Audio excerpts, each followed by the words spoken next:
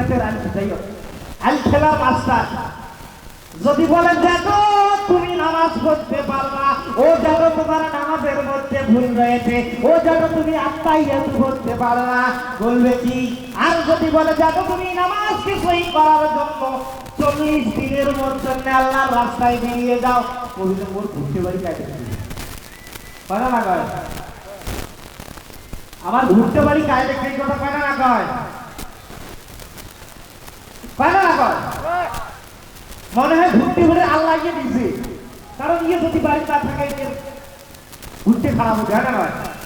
রেজেকের মালিক কে? জমিনের মালিক কে? আসমানের মালিক কে?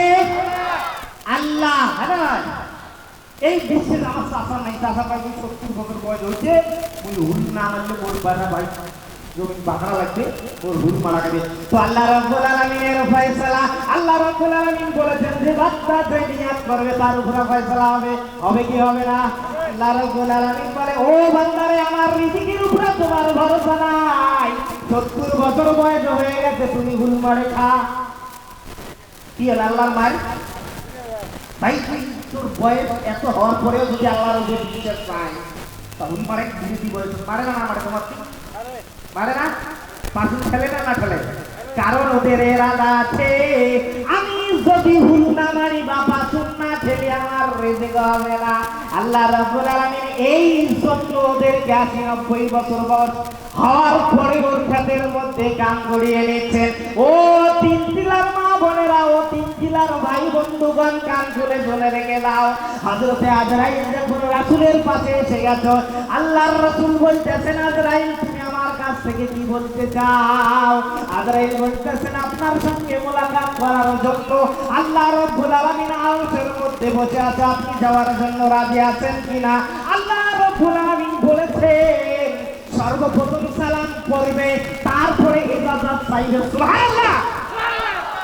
সর্বপ্রথম সালাম করতে বলেছে কাকে? আমার রাসূলকে।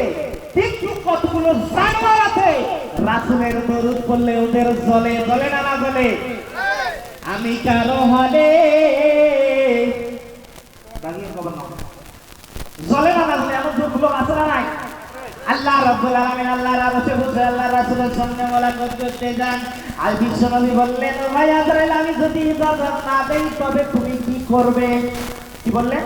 যদি আমি ইজাজত দেই বা না দেই, যদি না দেই তবে তুমি কি করবে? আজরাইল বলতেছেন ও আল্লাহর রাসূল আপনি যদি ইজাজত না দেন গো আল্লাহর রাসূল আমি এখান থেকে ফিরে আল্লাহর কাছে চলে যাব। রাসূল বলতেছেন ভাই আজরাইল যাও যাও ভেঙে যাও, ভেঙে যাও রে আজরাইল, তুই কি আমার আল্লাহ রাব্বুল আলামিনকে বলবে রে আজরাইল যে আমি গুনাহগার, আমি যখন এই পৃথিবীর বুকে ওই দিন রাসূলের কাছে আজরাইল আছে, মোর কাছে আজরাইল, বুঝছেন মোর আজরাইল? তার মানে সময় আছে না স্যার? এই দুটি জিনিসকে ছাড়ি দিতে পারে কি করবে? ছাড়ি দেবো? হ্যাঁ এই আদেশ শেষ হয়ে বিশ্বনবী আজরাইলকে বললেন ও আজরাইল যাও যাও যাও ফিরে গিয়ে আল্লাহ রাব্বুল আলামিনের কাছে বলে দাও আমি যখন পৃথিবীর বুকে বেঁচে থাকবো না আমার এই গুনাহগার উম্মতের কি অবস্থা হবে? জোরে বলো। আমার রাসূলুল্লাহ তোমার আমার মধ্যে তার কলিজার টুকরা হযরতে ফাতেমার কথা বলে নাই, তার কলিজার টুকরা হাসান এবং হুসাইনের কথা বলে নাই, আলীর কথা বলে নাই, উসমানের কথা বলে নাই রে সোনা, আমার আর তোমার কথা বলেছেন। যাও ভাই আজরাইল আল্লাহ রাব্বুল আলামিনকে বলে দাও যখন আমি রাসূল পৃথিবীর বুকে বেঁচে থাকবো না আমার এই উম্মতের গুনাহগার উম্মতের জিম্মাদারি কে নেবে? আমার এই দাড়ি কাটা উম্মতের জিম্মাদারি কে নেবে? আমার এই দাঁড়িয়ে পেশাব করা উম্মতের জিম্মাদারি কে নেবে? আমার এই উম্মত আইন ফেলা উম্মতের জিম্মাদারি কে নেবে? আজরাইল আলাইহিস সালাম যখন ওখানের মধ্যে পৌঁছে যান, মাঝখানে জায়গার মধ্যে ফাঁকা থাকার কারণে আল্লাহর রাসূল আয়েশাকে বলতেছেন আয়েশা রে আয়েশা, ও আয়েশা আমার মাথাটা অনেক ব্যথা করতেছে রে আয়েশা, ও আয়েশা আমার শরীরে প্রচন্ড জ্বর, আমার মাথা আসার ব্যাপারে আর সহ্য করতে পারি না রে আয়েশা। আয়েশা সিদ্দিকা রাদিয়াল্লাহু তাআলা হাজি করলেন, রামাই জায়গার মধ্যে বসে গেলেন। যাওয়ার সঙ্গে সঙ্গে এমন করে বসে গেল, রাসূলের মাথা মুবারক আয়েশার এই রানের মাঝখানের মধ্যে রেখে দিলেন। রাসূল বলতেছেন, আয়েশা আমার সত্যি এত খারাপ করতেছে, আয়েশা তুমি একটা মেসওয়াকের ব্যবস্থা করে দাও। বিশ্বনবীর কথা মোতাবেক হযরতে আয়েশা ভেগে ভেগে গেলেন। ভেগে ভেগে যাওয়ার পরে একটি খেজুরের ডাল নিয়ে আসার পরে রাসূলের হাতের মধ্যে তুলে দিলেন। রাসূলের হাত থেকে মেসওয়াকের ডালিটা পড়ে গেল। এমন অবস্থা খারাপ ছিল রে সোনা। বিশ্বনবী বলতেছেন, আয়েশা যে আল্লাহ রাব্বুল আলামিন আমার জন্য জমিনকে বানিয়েছেন রে আয়েশা, যে আল্লাহ রাব্বুল আলামিন আমার জন্য আসমানকে বানিয়েছেন রে আয়েশা, যে আল্লাহ রাব্বুল আলামিন আমার জন্য কোরআনকে বানিয়েছেন রে আয়েশা, ও আয়েশা ওই রাসূলের আজকে এতটুকু ক্ষমতা নাই গো আয়েশা যে মেসওয়াকের ডালিটা ধরে নিজে চেপে মেসওয়াক করবো। ও আয়েশা তুমি একটা কাজ করে দাও, তোমার মুখ মুবারক দিয়ে মেসওয়াকের ডালিটা চেপে চেপে আমাকে মেসওয়াক করিয়ে দাও। আয়েশা মেসওয়াক করে দিলেন। আশা ধরে একটি আওয়াজ এসে গেল। ঘরের যখন ওই ফাঁকা জায়গাটা ছিল, বিশ্বনবীর কলিজার টুকরা হযরতে ফাতিমা রাদিয়াল্লাহু তাআলা দরজা খিড়কি বন্ধ করা শুরু করে দিল। বিশ্বনবী বললেন, ফাতিমা তোমার আর দরজা খিড়কি বন্ধ করে লাভ হবে না রে সোনা।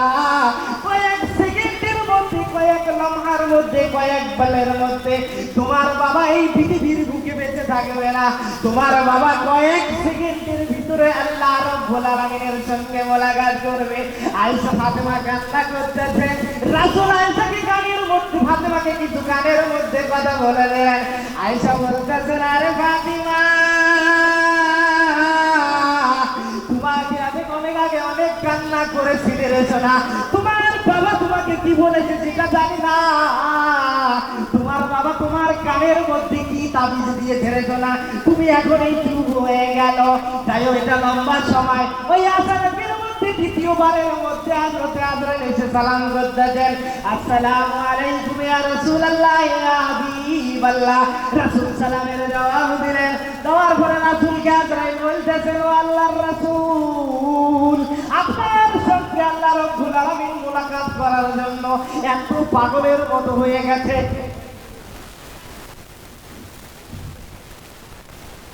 যাই হোক ভাই, সময় শেষ।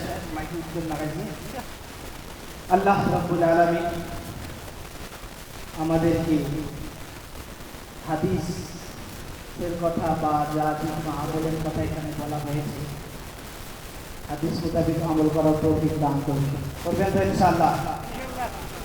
ছেলেদের জন্য ঠিক 1 মিনিটে একটা কথা বলবো, শুনবেন? শুনবেন তো ইনশাআল্লাহ? আমার সঙ্গে সঙ্গে বলবেন তো?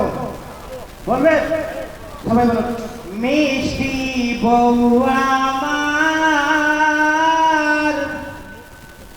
কেন দেখি মন খারাপ তোমার। মিষ্টি বলেন, মিষ্টি বউ আমার কেন দেখি মন খারাপ তোমার।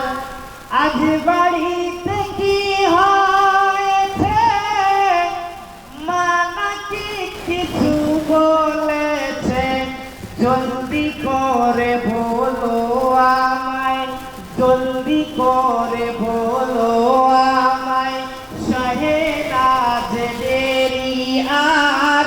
মিষ্টি বউ আমার। ও পিছিলার মা বোনেরা কান ধরে শোনা রেখে নাও, যারা নিজের স্বামীকে মায়ের সঙ্গে লড়াই করার জন্য রাত্রে অন্ধকার বালিশের নিচে নিচে স্বামীকে পেট ফুলে ফুলে কথা বলে, একজন ব্যক্তি অফিসে গিয়েছিল। অফিস থেকে আসার পরে দেখতেছেন তার বিবির পেটটা ফুলে গেছে, গালগুলো রাগতে পা হয়ে গেছে। স্বামী খুব খুশি করা গেল না। স্বামী তখন বিবির এই অবস্থা দেখে বলতেছেন, তোমায় আমি করতে খুশি, করতে পারি গলায় রশি,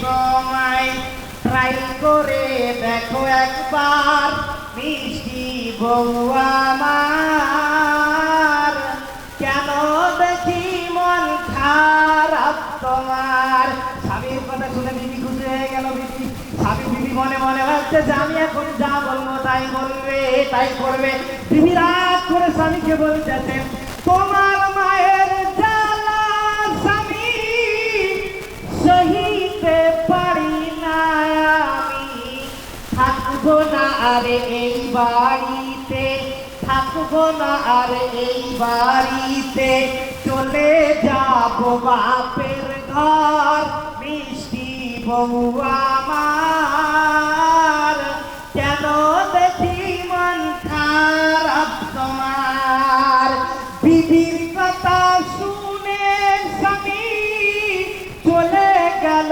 মায়ের পানে ধাক্কা মেরে ফেলে দিয়ে ধাক্কা মেরে ফেলে দিয়ে ভাঙলো মায়ের হাতের হার মিষ্টি বউ আমার কেন দেখি মন খারাপ তোমার ও তিন জেলার মা বোনেরা কান খুলে শুনে রেখে দাও স্বামীর সঙ্গে ভালো ব্যবহার করো শাশুড়ির সঙ্গে ভালো ব্যবহার করার জন্য শাশুড়ির সঙ্গে লড়াই করার জন্য এগুলো কাজ করবেন না যদি করেন তবে তোমার জাহান্নামের অবস্থা এত খারাপ হয়ে যাবে রে মা কান খুলে শুনে রেখে দাও যাই হোক